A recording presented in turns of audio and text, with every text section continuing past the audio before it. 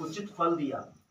जब हम पाप की अवस्था में चल रहे थे तब हमारे पूर्वज अपने पाप और धर्म के अज्ञानता में मिस्र में गुलाम हो गए, वे बाबुल में गुलाम हो गए। सोचिए, परमेश्वर ने हमें उस गुलामी से, उस पाप से, उस अंधविश्वास से, उन दुष्टताओं से, उन जादू टोने टोटकों से, उन दुष्ट आत्माओं की उपासना करने वाली उन परिस्थितियों और संस्कृतियों से बाहर निकाला। परमेश्वर ने हमारे पिता अब्राहम के द्वारा हमें सच्चे परमेश्वर को जानने का एक सुंदर अवसर दिया। परमेश्वर ने अब्राहम के द्वारा हमें एक वारिस बनाया, परमेश्वर की आशीषों का वारिस, अब्राहम के विश्वास का वारिस।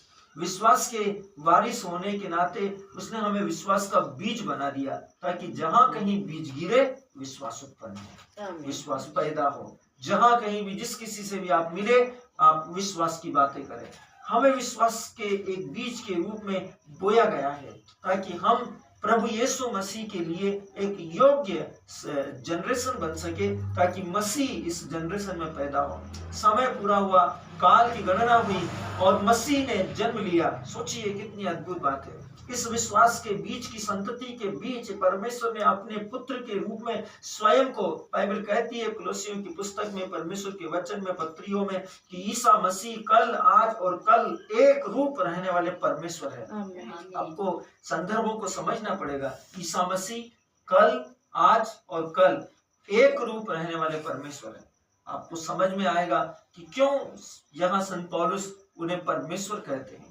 परमेश्वर जिसके आगे न पीछे कुछ है, केवल वही है। जिसके आगे परम लग जाता है वो सर्वशक्तिमान, उसके बाद कोई नहीं है। परम लगना बहुत बड़ी बात है।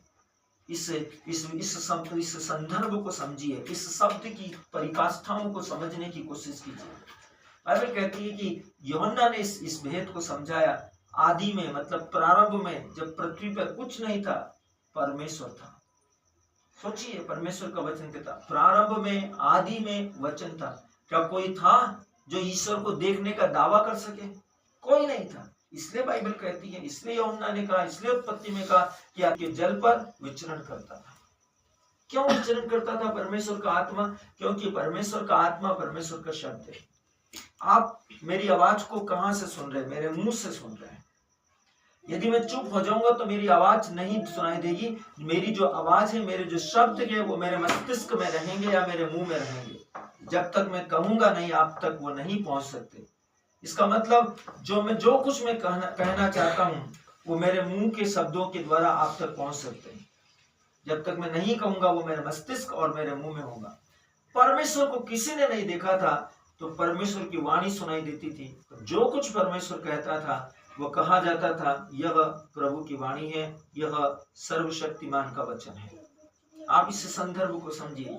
संत पौलुस यूहन्ना के द्वारा इस भेद को समझाता है कि यीशु मसीह कल, आज और कल एक रूप रहने वाला परमेश्वर है। क्योंकि यूहन्ना इसको कहता है, प्रारंभ में वचन था, क्योंकि ईश्वर को किसी ने नहीं देखा था, क्योंकि मनुष्य की सृष्टि नहीं की गई थी। वचन ईश्वर था, क्योंकि वो किसके अंदर से निकल रहा था? ईश्वर के मुंह से या ईश्वर के मस्तिष्क से। जो कुछ ईश्वर के दिमाग में था, वो ईश्वर के मुंह से बाहर आ रहा था। इसलिए कहा जाता, आदि में वचन था, प्रारंभ में सिर्फ वचन था, क्योंकि ईश्वर को किसी ने नहीं देखा था, सुना था, इसलिए वचन था, और वो वचन ईश्वर था।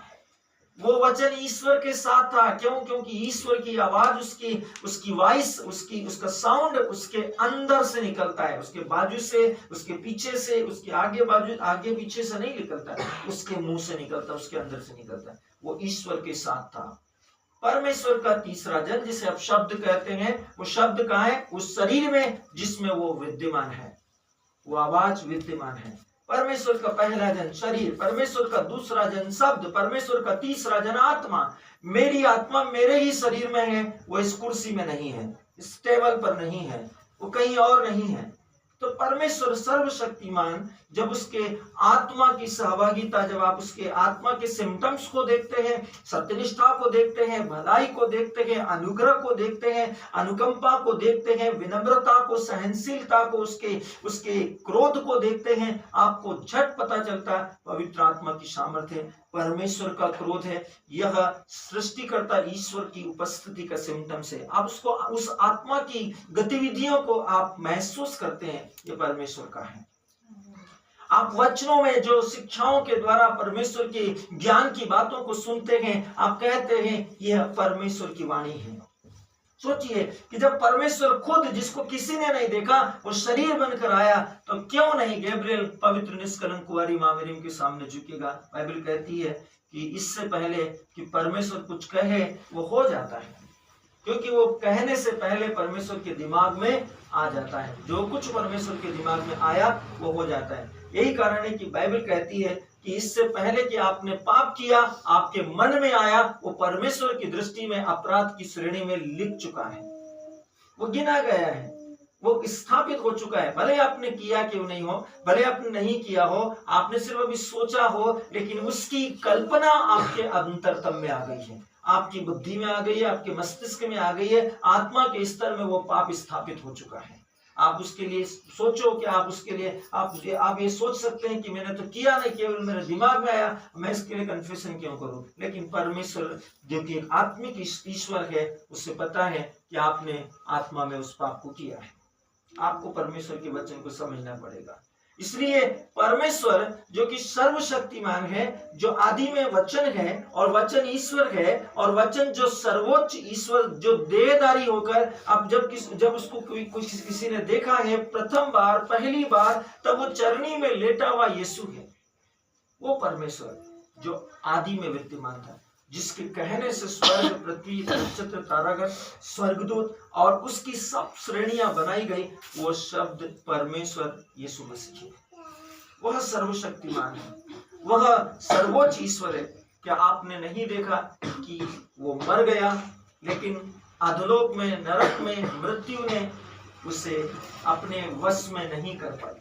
वो तीसरे दिन जी उठा, वो तीसरे दिन मृतकों में से जी उठा। बहुत से पैगंबर आए, बहुत से नबी आए, बहुत से भविष्यवक्ता आए, अब्राहम, इसहाक, याकूब, मूसा, बहुत से पवित्र जन आए जो परमेश्वर के परम प्रिय मित्र कहलाए।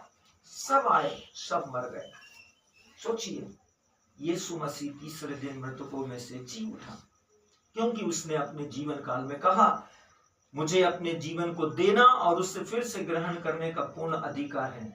मैं ही अल्फा हूं और मैं ही ओमेगा हूं, मैं ही प्रथम हूं और मैं ही अंतिम हूं। क्या किसी नबी ने कहा, क्या किसी भविष्यवक्ता ने कहा, या किसी पैगंबर ने कहा, या किसी संत ने कहा, या किसी प्रेरित ने कहा? नहीं नहीं नहीं, किसी ने नहीं कहा। किसी ने कहा कि मैं तुम्हारे पाप क्षमा करता हूं? किसी ने नहीं कहा। सब ने कहा, हर प्रेरित ने, भविष्यवक्ता ने कहा, यीशु मसीह के नाम में परमेश्वर तेरे पाप क्षमा करे। मेरे प्रियो, यीशु के वचन कहते हैं, स्वर्ग और पृथ्वी पर पूरा अधिकार, कुल इख्तियार मुझे दिया गया है, ये सब कुछ मेरा है। और वो कहता है कि ये मैं तुम्हें देता हूं। जो मेरा आदर करता है, जो मेरे वचन से प्यार करता है, जिसमें मेरी शिक्षा बनी रहती है, ये सारे अधिकार जो मेरे हैं मैं उससे दे दूं।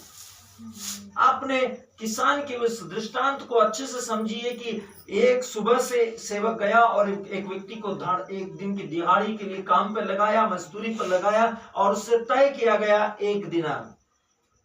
आधे दिन बाद फिर सेवक गया और एक व्यक्ति को लेकर आया और उसको भी काम पर लगा दिया। फिर 1 घंटा दिन रहे हुए फिर सेवक गया और एक व्यक्ति को लेकर आया और उसको भी काम पर लगा दिया। जब शाम हुई और सबको तनख्वाह देने का समय आया, दिहाड़ी देने का समय आया, तो 1 घंटा शाम रहते हुए, दिन रहते हुए जिस व्यक्ति को लगाया उसे 1 दिनार दी गई। तो दोनों खुश हो गए कि हम तो सुबह से कर रहे हैं, एक बोल रहा मैं दोपहरी से कर रहा हूं, तो खुश हो गए कि हमको इससे ज्यादा मिलेगा। मेरे प्रियो, उनको भी 1-1 दिहाड़ी मिली, 1-1 दिनार दिहाड़ी मिली। वो भुनभुनाने लगे। तब स्वामी ने कहा कि क्या मैंने तुम्हें काम पे लगाने से पहले तुम्हें तय नहीं किया था? क्या अब्राहम से तय नहीं किया था कि मेरी उपस्थिति में चल तो तू अनंत जीवन पाएगा? क्या मूसा से तय नहीं किया था कि मेरी उपस्थिति में चल तो तू अनंत जीवन पाएगा? क्या इसहाक से, याकूब से, एलिसा से, एलिया से, दानियल से, क्या प्रेरितों से, पौलुस से नहीं कहा था कि मेरी उपस्थिति में चल तो तू अनंत जीवन पाएगा? सोचिए, तब क्या, जब पश्चातापी डाकू क्रूस पर अंतिम समय में कहता है कि प्रभु जब तू अपने राज्य में आए तो मुझ पापी को याद करना, उसने कहा कि तू आज अभी इसी समय मेरे साथ इस पहर के बाद स्वर्ग में होगा।